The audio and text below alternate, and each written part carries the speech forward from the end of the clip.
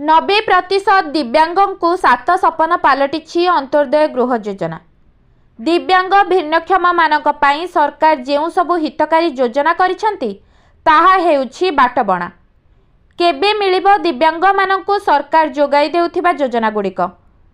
सतरे कोन लोकंक सरकार रे दिव्यांग अलोड़ा? केबे मिलिबो दिव्यांग मानकु एक पक्का घर?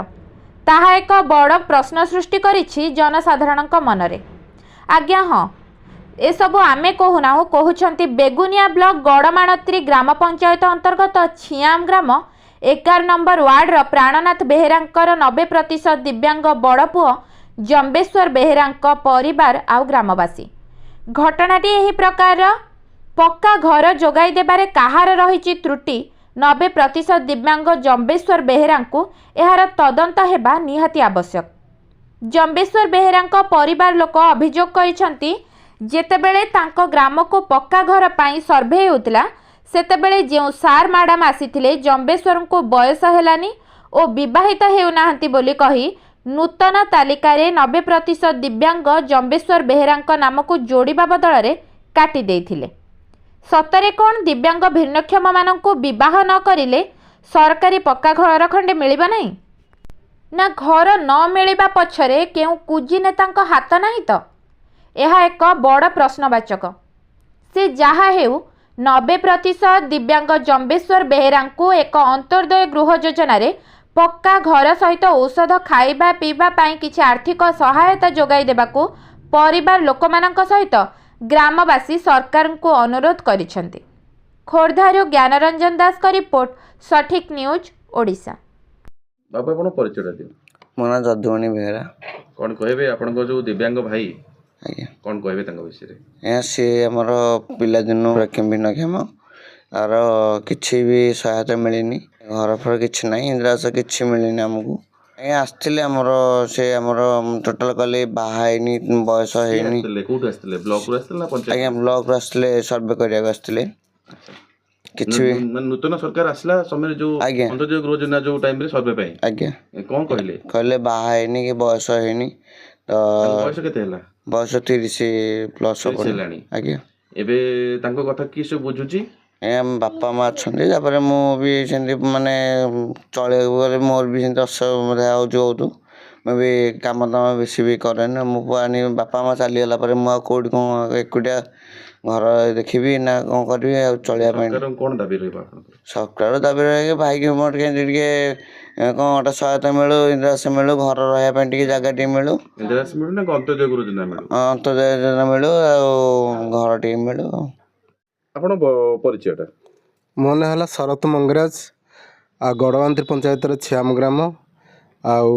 ये जो दिव्यांग पुटी अच्छी ता ना जंबेश्वर बेहेरा, ता बापा ना हूँ प्राणनाथ बेहेरा, किंतु तार खाया पीया बहुत अनटन।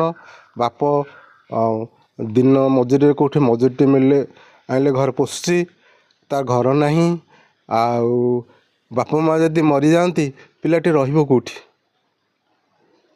ताको निहाती घर दरकार, रही किसी खाद्य दरकार, औषध पत्र, ये सब सरकार योजना जहाँ अच्छी किसी केते वर्ष ला एमती दिव्यांग जन्मरु ना? जन्मरु सी जन्म दिव्यांग घर ना वर्षा हेले भारी असुविधा रहती, झाड़ा बसिया सुविधा ना, झाड़ा हेले टेकिक नौकती पदा को पुणी टेकिक आणुंती। बापा माँ अच्छा बोली करुँच सीना।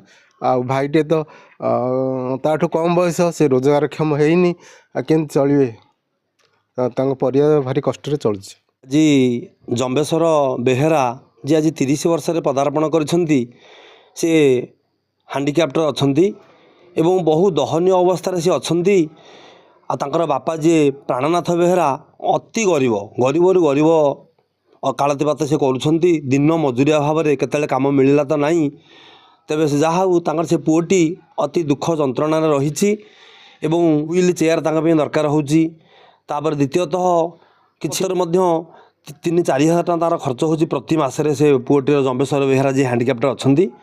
ତେଣୁ କ'ଣ ସରକାର ସେ ରହିବ କେଉଁଠି, ସେ ତ ବିବାହ ହେଇପାରିବନି, ଘର ନାହିଁ ତାର ଘର ନାହିଁ, ମୋଟେ ଘର ନାହିଁ, ଘର ମିଳିନି, ଘର ମୋଟେ ମିଳିନି, ଅନ୍ତର୍ଜୀବ ଗୃହ ଯୋଜନା କି ଆବାସ ଯୋଜନା ନାଇଁ ମୋଟେ ମିଳିନି, ତାଙ୍କ ବାପାଙ୍କୁ ମଧ୍ୟ ମିଳିନି, ତାଙ୍କ ଘରେ କାହାକୁ ମଧ୍ୟ ମିଳିନି।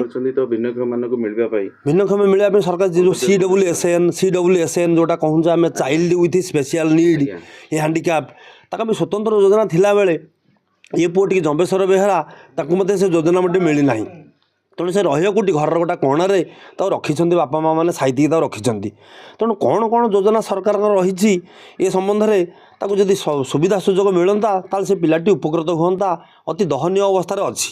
ଏବେ ଆପଣ କ'ଣ ଦାବି ରଖୁଛନ୍ତି ସରକାରଙ୍କ ପାଖରେ? ଆମେ ସରକାରଙ୍କ ଉପରେ ଦାବି ରଖୁଛୁ ଆବାସଟିଏ ମିଳୁ, ତାକୁ ଆର୍ଥିକ ସୁବିଧା ଆଉ ଅଧିକ ଦିଆଯାଉ, ତାକୁ ଯିବା ଆସିବା ପାଇଁ ତାକୁ ହୁଇଲ୍ ଚେୟାରଟି ଦିଆଯାଉ, ତା ପାଇଁ ଆଉ ଯାହା ଯାହା ସ୍କିମ୍ ଥାଇପାରେ ସରକାରଙ୍କ ଯୋଜନା ଯାହା ଅଛି ତାକୁ ଯଦି ଦିଆଯାଆନ୍ତା ତାହେଲେ ବାପା ମାଆ ଉପକୃତ ହୁଅନ୍ତେ, ଆମ ଗ୍ରାମର ମଧ୍ୟ ଆମେ ବହୁତ ଲୋକ ଖୁସି ହୁଅନ୍ତୁ ଏବଂ ସେ ପିଲାଟି ମଧ୍ୟ ମାନସିକ ଭାବରେ ଖୁସି ହୁଅନ୍ତା ଯାହା ହଉ ସରକାରଙ୍କ ଯୋଜନା ମୋ ପାଖରେ ଆସିକି ପହଞ୍ଚିଛି ବୋଲି।